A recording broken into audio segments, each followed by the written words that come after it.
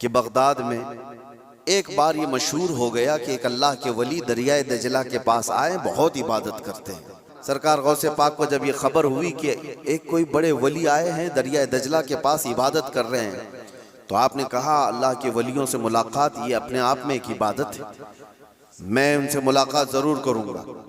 تو سرکار غوث پاک بھی چلے گئے دریائے دجلہ کے پاس کہ وہ اس اللہ کے ولی سے میں ملاقات کروں۔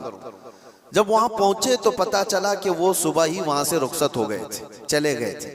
غوث پاک سے ان کی ملاقات نہیں ہو پائی، لیکن لوگوں میں مشہور تھا، سارے لوگ دیکھ رہے تھے، وہ کنٹینیو عبادت کرتے تھے۔ تو غوث پاک رضی اللہ تعالیٰ عنہ جب لوگوں سے پوچھتے ہیں وہ عبادت کہاں کرتے تھے، لوگوں نے بتایا وہ جو جگہ تھی وہ ریت پر جو ہے دریا کے کنارے جو ریتی پڑی ہوئی تھی اسی پر عبادت کرتے تھے۔ غوث پاک غور سے نشانیاں دیکھتے ہیں، ان کے سجدوں کے نشان تھے، ان کے ہاتھوں کے پیروں کے نشان تھے۔ آپ نے غور سے دیکھنے کے بعد پھر کہا تم لوگ جھوٹے شخص کو اللہ کا ولی سمجھ لیے ہو، وہ کہاں سے اللہ کا ولی تھا، تم لوگ کسی کو بھی ولی مان لیتے ہو۔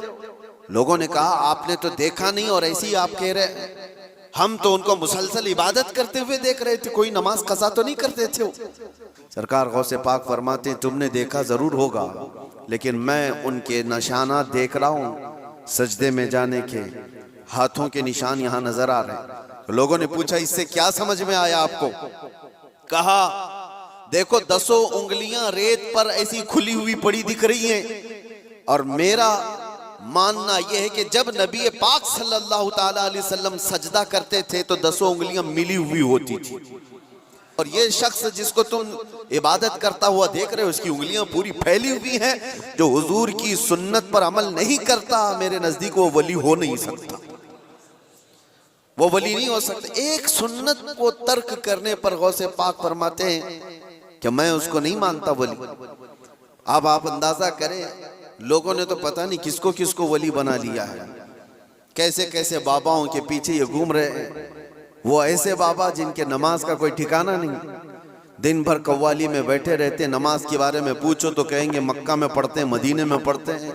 یہ سب شیطان ہے، شیطان اس طرح کے چہرے بنا کر کے امت کو گمراہ کرتا ہے۔ ہمارے علاقے میں ایک مرید صاحب آئے ہوئے تھے کافی سال پہلے، کسی پیر صاحب کے، انہوں نے کہا تھا کہ ہمارے پیر صاحب کی نماز اللہ نے معاف کر دیا ہے۔ میں نے پوچھا تھا کہ کیوں؟ کہا اتنا تقویٰ ہو گیا، اتنی عبادت کیے ہیں کہ ان کو اب یہ ظاہری نماز کی ضرورت نہیں ہے، وہ باطنی نماز پڑھتے ہیں۔ میں نے ان کو ایک سپرے مارا تھا، وہ ابھی تک آئے نہیں واپس۔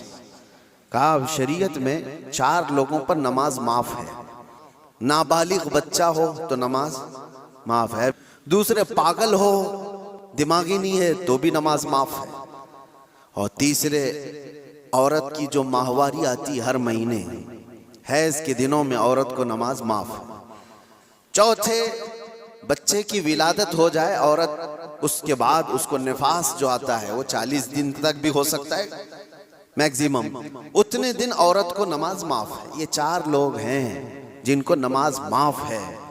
میں نے مرید صاحب سے کہا تھا پیر صاحب کو پوچھ لینا ان 4 میں آپ کیا ہو،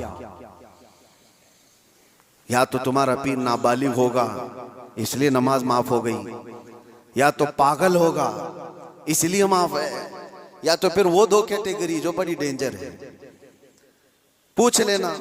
میرے عزیزو غوث پاک پر نماز معاف نہیں ہوئی تو غیر نتھو کھیرے کی بات کیا ہے؟ سلطان الاولیاء غوث پاک رضی اللہ تعالیٰ عنہ کے ساتھ یہ ہوا تھا، آپ نماز پڑھ رہے تھے، بادل کا ٹکڑا ایک سایہ بن کر کے آپ کے اوپر طاری ہوا اور اس سے آواز آنے لگی، اے عبدالقادر میں نے تجھ پر سارے حرام کو حلال کر دیا ہے، میں نے تجھے نماز معاف کر دی ہے، تو نے اتنی عبادت کر ڈالی۔ بادل کے ٹکڑے سے آواز آئے کہ عبدالقادر میں نے سارے حرام حلال کر دیے تم پر اور نمازیں معاف کر دی، لیکن وہ ایسے ویسے لوگوں کی صحبت پائے ہوئے اور موسمی طریقوں کے ولی نہیں تھے۔ غوث پاک رضی اللہ تعالیٰ عنہ شان محبوبیت پر فائز تھے۔ آپ نے برجستہ کہا یہ آواز رحمان کی نہیں ہے، یہ شیطان کی ہے۔ جب نبی پاک صلی اللہ علیہ وسلم پر نماز معاف نہیں ہوئی تو میں کون ہوتا ہوں؟ اللہ کے رسول صلی اللہ علیہ وسلم جو صاحب شریعت ہیں، حضور نے نماز نہیں چھوڑی، اور وہ بھی آخری وقت تک۔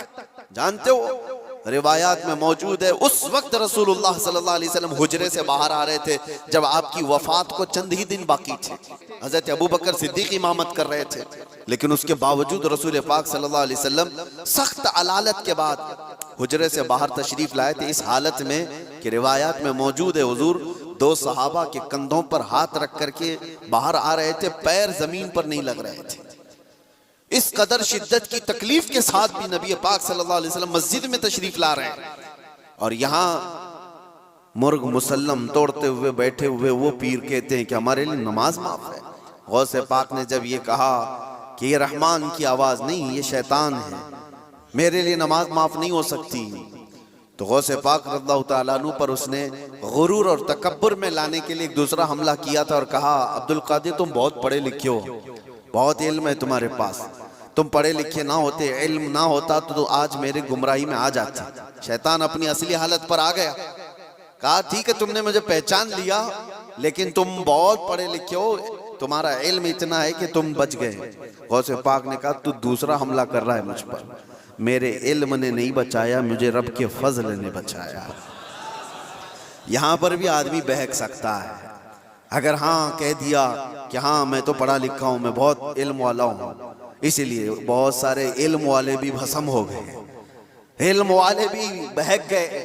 علم کے ساتھ رب کا فضل ہے تو پھر وہ بچ جاتا ہے۔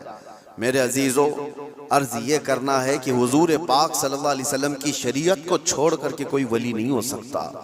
غوث پاک رضی اللہ تعالیٰ عنہ کی 11ویں کرنے والے، نیاز کرنے والے، سب سے میرا ایک ہی کہنا ہے اور سب کے لیے ایک میسج ہے کہ تمہاری 11ویں، تمہارے کھچڑے، تمہارے نیاز یہ فرض نہیں، نہ ہی واجب ہیں، مستحب کے درجے میں آ سکتے ہیں، لیکن فجر کی نماز سے لے کر عشاء کی نماز تک فرض یہ تمہارے اوپر ایسا ضروری ہے کہ اس چیز کے لیے کوئی معافی نہیں ہے۔ ایک سال تم نے دیگ نہیں بنائی، نیاز نہیں کی تو قیامت کے دن نہیں پوچھا جائے گا کہ تم غوث پاک کی فاتحہ کرتے تھے کہ نہیں کرتے تھے، یہ سوال نہیں ہوگا، لیکن یہ سوال ضرور ہوگا کہ فجر میں اٹھے کیوں نہیں تھے، اتنی نمازیں قضا کیوں ہوئی تم سے۔ میرے عزیزو، نوافل اور مستحبات میں پڑی ہوئی یہ امت، میں منع نہیں کرتا، آپ شوق سے، ہم بھی کرتے، غوث پاک رضی اللہ تعالیٰ عنہ کے دربار میں ایصال ثواب کے لیے، مرحومین کے لیے ہم نیاز، فاتحہ، ساری چیزیں کرتے ہیں، لیکن اس کا مطلب یہ نہیں ہے کہ کل وہی ہے اور اللہ تبارک و تعالیٰ کی یہ عبادتیں کچھ معنی نہیں رکھتی، نماز نہیں ہے، قرآن نہیں ہے۔ عزیزان گرامی، میں ان لوگوں سے پوچھتا ہوں جو 2-2 3-3 گھنٹے قوالیوں پر رقص کرتے ہیں، قرآن کی ایک سورہ بھی تو سن کے دکھاؤ، وہ رب کا کلام ہے، اللہ کا کلام ہے، کسی قاری قرآن سے تم قرأت سن کر کے جھومو، پھر پتہ چلے کہ ایمان تمہارے دل میں کتنا ہے۔ ڈھول باجوں پر رقص کرنے والی قوم، ایمان سے اگر تعلق ہے تو ان خرافات میں نہیں جا سکتا۔ ہم سنیوں پر ایک بڑا الزام یہ لگایا جاتا ہے کہ یہ صرف چادر، گاگر، جلوس، فاتحہ، نیاز، 11ویں والے لوگ ہیں۔ میرے عزیزوں، وہ ایک پارٹ ہے۔ ظالموں نے جس طرح کا یہ ہمارے اوپر الزام لگا کر رکھا ہے کہ یہ سجدے کرنے والے لوگ ہیں، قبر کی پوجا کرنے والے لوگ ہیں، اور مزارات اولیاء پر جا کر شرک و بدعت کرنے والے لوگ ہیں، دنیا کو یہ پھیلا کر کے رکھا گیا۔ ہم اس سے برات کا اظہار کرتے ہیں۔ ہم سنی مزار کو سجدہ تو چھوڑو، ہم رسول کو بھی سجدہ نہیں کرتے۔ سجدہ صرف اور صرف اللہ وحدہ لا شریک کے لیے ہے، عبادت صرف اللہ رب العزت کے لیے ہے۔ سجدہ تو دور کی بات، جھکنا بھی جائز نہیں ہے، جھکنا بھی جائز نہیں ہے۔ ہم اس عقیدے کے حامل ہیں، الحمدللہ مزارات پر جاتے ہیں تو شرک و بدعت کے لیے نہیں، میرے مصطفیٰ کے فرمان پر جاتے ہیں۔ اور رہی بات اولیاء کاملین کے مزارات پر جا کر دعا کرنا، یہ قرآن سے ہم اخذ کرتے ہیں کہ سیدنا زکریا علیہ السلام، زکریا علیہ السلام اللہ کے نبی ہیں، پتہ ہے بیت المقدس کے امام، قرآن میں ہے 3 پارے میں، سورہ آل عمران، آپ پڑھ کر کے دیکھنا، ان کو اولاد نہیں تھی، 90 سال کی قریب عمر ہو گئی تھی، لیکن اسی وقت بیت المقدس میں حضرت بی بی مریم کو لایا گیا تھا۔ ان کی والدہ حنا، ان کو بھی اولاد نہیں تھی، انہوں نے منت کی تھی کہ اللہ اگر ہم کو تو بیٹا دے تو ہم بیت المقدس کی خدمت میں وقف کریں گے۔ بیٹا نہیں ہوا، بیٹی ہوئی، منت کے مطابق انہوں نے اپنی بیٹی کا نام مریم رکھا اور لا کر کے بیت المقدس میں وقف کر دیا بچپن میں. تو کس کو دیا جائے گا؟ جو بیت المقدس کے امام تھے، متولی تھے، حضرت زکریا علیہ السلام، ان کے ہاتھ میں دیا گیا کہ بچی وقف ہے. حضرت زکریا علیہ السلام نے قبول کیا اور ایک محراب میں بچی کو رکھتے تھے. قرآن میں یہ ذکر ہے، میں بتا رہا ہوں آپ کو. اور حضرت زکریا علیہ السلام کہتے ہیں کلما دخل علیہا زکریا المحراب وجد عندها رزقا قالت یا مریم انا لکی هذا قالت هو من عند اللہ ان اللہ یرزق من یشاء بغیر حساب. جب حضرت زکریا علیہ السلام محراب مریم میں جاتے تو کہتے ہیں قسم قسم کے پھل وہاں پر رکھے ہوئے پاتے تھے. تو حضرت زکریا پوچھتے مریم یہ سب تیرے پاس کہاں سے آتا ہے؟ حضرت مریم کہتی ہے سب اللہ کی طرف سے ہے، اللہ جسے چاہے بے حساب رزق دیتا ہے. مریم کون ہے؟ نبی نہیں ہے. حضرت مریم ہاں اللہ کی ولیاں ہیں، پاکیزہ مقدس ہستی، لیکن ان کو اللہ تبارک و تعالیٰ نے وہ کرامات سے نوازا تھا. وہ بچپن میں پھل وغیرہ ان کو رزق کے طور پر پہنچ رہا تھا. اس کے بعد کی جو آیت ہے اب سنو. تعالیٰ فرماتا ہے ہنالک دعا زکریا ربہ قال رب ہب لی من لدنک ذریۃ طیبۃ انک سمیع الدعاء. زکریا علیہ السلام کو بھی اولاد نہیں تھی تو اسی مریم کے محراب میں کھڑے ہو گئے جہاں بی بی مریم تھی، کہا اے اللہ مجھے بھی ایک بیٹا عطا کر دے. ہنالک دعا زکریا ربہ، یہ قرآن کی آیت ہے.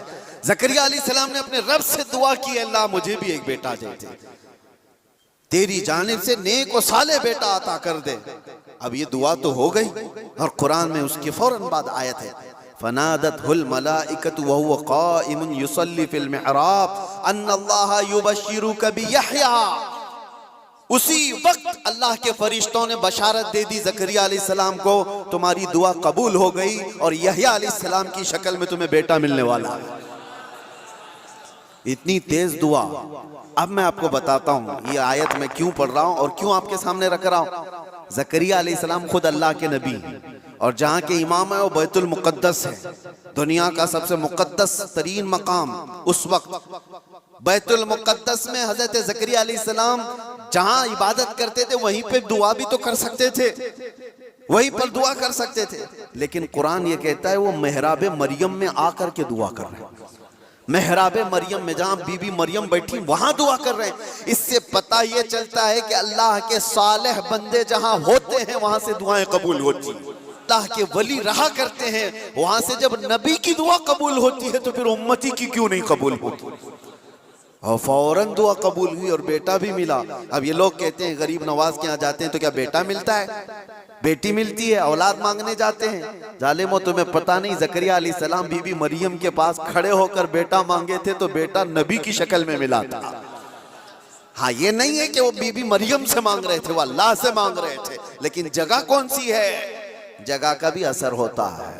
ہاں ایک بات میں آپ کو بتا دوں کہ جگہ کا اگر اثر نہیں ہوتا تو مسجدیں اور یہ ساری چیزیں بنانے کی ضرورت کیا ہوتی؟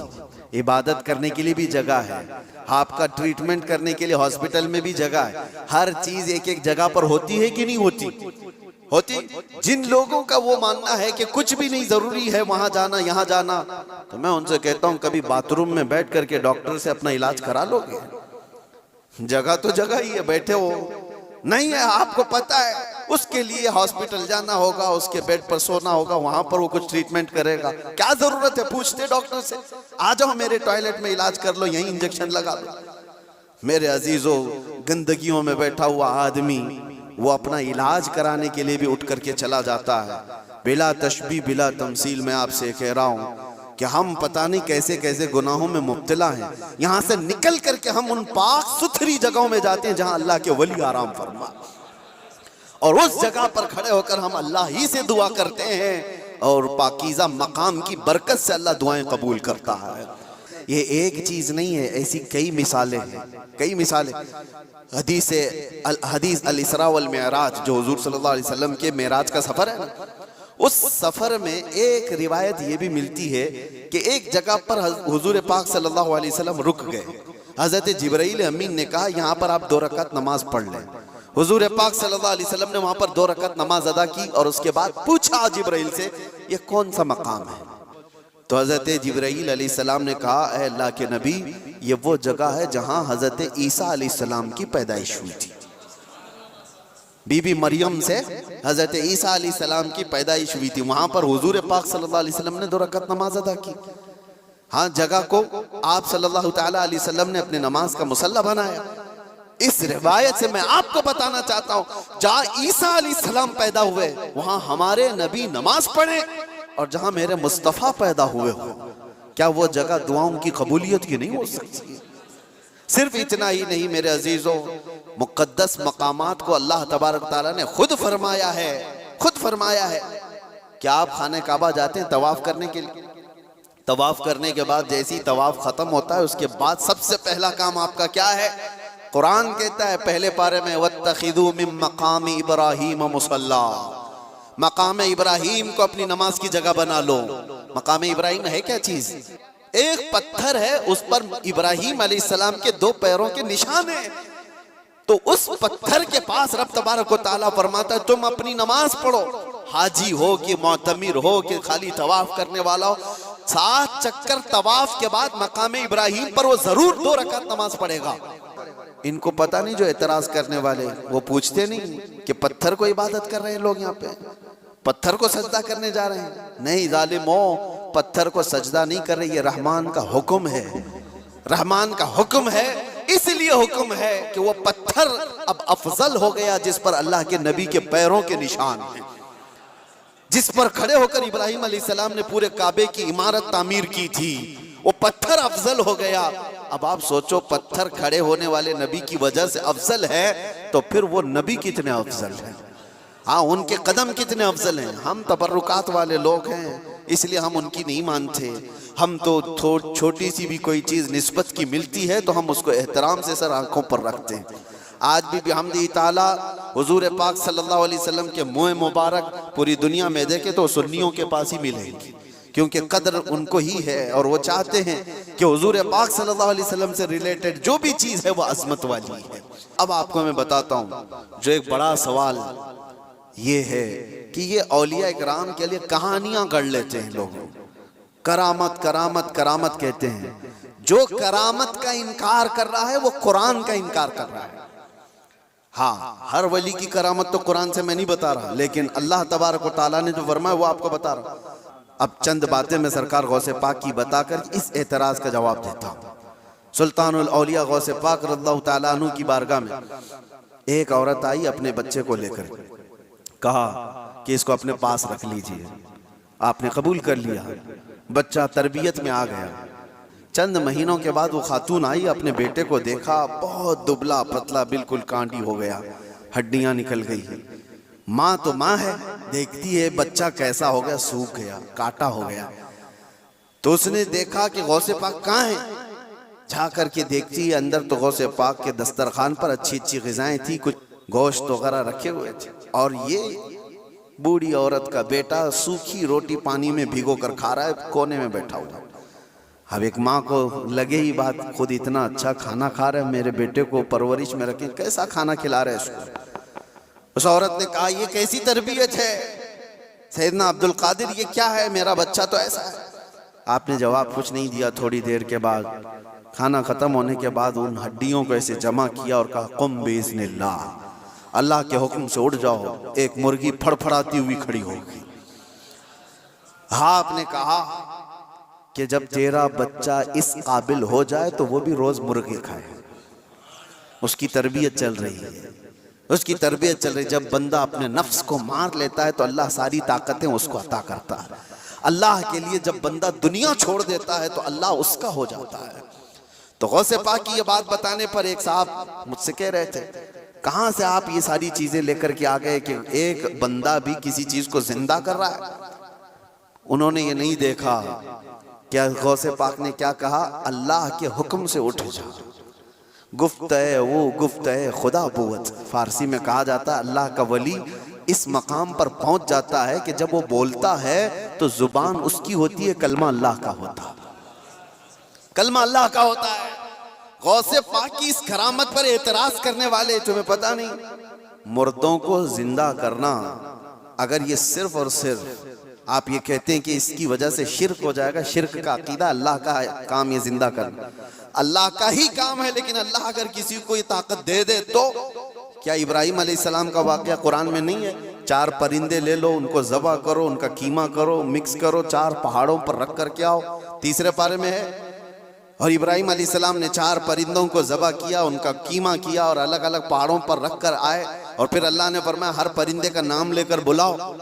پرندوں کو جب سے ابراہیم علیہ السلام نے پکارا وہ اڑتے ہوئے آئے اپنی اپنی منڈیوں کے ساتھ, اور ادھر جو گوشت تھا وہ پورا جسم بن گیا, اور سب کے سب اپنے اپنے منڈیوں سے جڑ گئے اور زندہ پرندہ ہو کر اڑ گئے. یہ واقعہ قرآن میں موجود ہے. صرف اتنا ہی نہیں میرے عزیزو, عیسیٰ علیہ السلام کے بارے میں قرآن کیا کہتا ہے کہ عیسیٰ علیہ السلام وَأُبْرِئُ الْأَكْمَحَ وَالْأَبْرَصَ وَأُحْيِي الْمَوْتَى بِإِذْنِ اللَّهِ, جو سفید داغ والا ہوتا تھا, کوڑ کی بیماری والا ہوتا تھا, عیسیٰ علیہ السلام ہاتھ رکھتے تو صحیح ہو جاتا تھا, اور کبھی مرے ہوئے آدمی کو ٹھوکر مارتے تو زندہ کھڑا ہو جاتا تھا, مٹی کے پرندے بناتے پھونک مارتے وہ اڑنے لگ جاتے تھے. یہ ادھر ادھر کی کتابوں کی بات نہیں کر رہا ہوں, قرآن کی بات کر رہا ہوں. قرآن میں موجود ہے. اللہ کے نبیوں کو اللہ نے یہ طاقت عطا کی تھی. میرے عزیزو, غوث پاک رضی اللہ تعالیٰ عنہ کی اس کرامت پر اعتراض کرنے والے وہ صرف ظاہر کو دیکھتے ہیں. غوث پاک امت مصطفیٰ کے ولی کامل ہیں, رسول اللہ کی امت کے وہ اولیاء کے سردار ہیں. اللہ نے ان کو وہ طاقت عطا فرمائی تھی کہ جب وہ کسی چیز کو ہاتھ لگا دیتے تو اللہ ان کی اس چیز کو پوری فرما دیتا تھا. اب آپ کو چند کرامتوں کے بعد یہ بھی میں بتا دوں. ایک بار غوث پاک رضی اللہ تعالیٰ عنہ بیان کر رہے تھے اور ایک چیل اڑتی ہوئی آئی اوپر سے, بہت چین چین چین آواز کر رہی تھی, تو مجمع میں ادھر سے ادھر لوگ دیکھنے لگ گئے. اور غوث پاک کے مجمع میں یہ بے ادبی ہے, حضور غوث پاک خطبہ دے رہے ہوں اور ادھر ادھر کوئی چہرے اٹھائے, تو آپ نے صرف اور صرف گھور کر کے اس چیل کو دیکھا, اس کی منڈی الگ اور دھڑ الگ گر گئے, وہ مر کے تڑپنے لگی, ختم ہو گئی. آپ کا خطبہ چلتا رہا, اب کوئی گردن اٹھا کے دیکھتا بھی نہیں تھا, سب غوث پاک کی طرف کہ وہ نگاہ جلال جو چیل پر پڑی تھی کہیں اور بھی نہ پڑ جائے. سب کا انہماک توجہ کے بعد جب غوث پاک کا خطبہ ختم ہوا تو ایسا نہیں کہ آپ اس چیل کے پاس گئے, اس کے منہ کو اٹھایا, اس کے دھڑ سے لگایا, کہا قم بِإِذْنِ اللَّهِ, اللہ کے حکم سے اڑ جا. وہ چیل پھر سے زندہ اڑتی چلی گئی. یہ کرامات کے باب میں ہے. یہ کرامات, اس کو کیا کہتے ہیں؟ کرامت معجزے کا پرتو ہے. اللہ کے ولی کے ہاتھ سے ایسا کام جو عام آدمی نہیں کر سکتا, اور یہ خصوصی طاقت اللہ تعالیٰ نے اپنے بندوں میں ان اولیاء کو دی ہے جو متقی اور پرہیزگار ہوتے ہیں. ہاں یہ قرآن سے میں نے بتایا ہے, لفاظی نہیں ہے. جو کہتے کہانیاں ہیں, وہ قرآن بھی تو پڑھ کر کے دیکھ لیں. قرآن پڑھنے کے بعد انہیں سمجھ میں آ جائے گا کہ ولی کی طاقت کیا ہوتی ہے, ولی کی کرامت کیا ہوتی ہے. کرامتوں کا منکر یہ قرآن کا منکر ہے. اللہ ان کو ہدایت عطا فرمائے اور ہمیں ہمیشہ اولیاء کے قدموں سے وابستہ رکھے.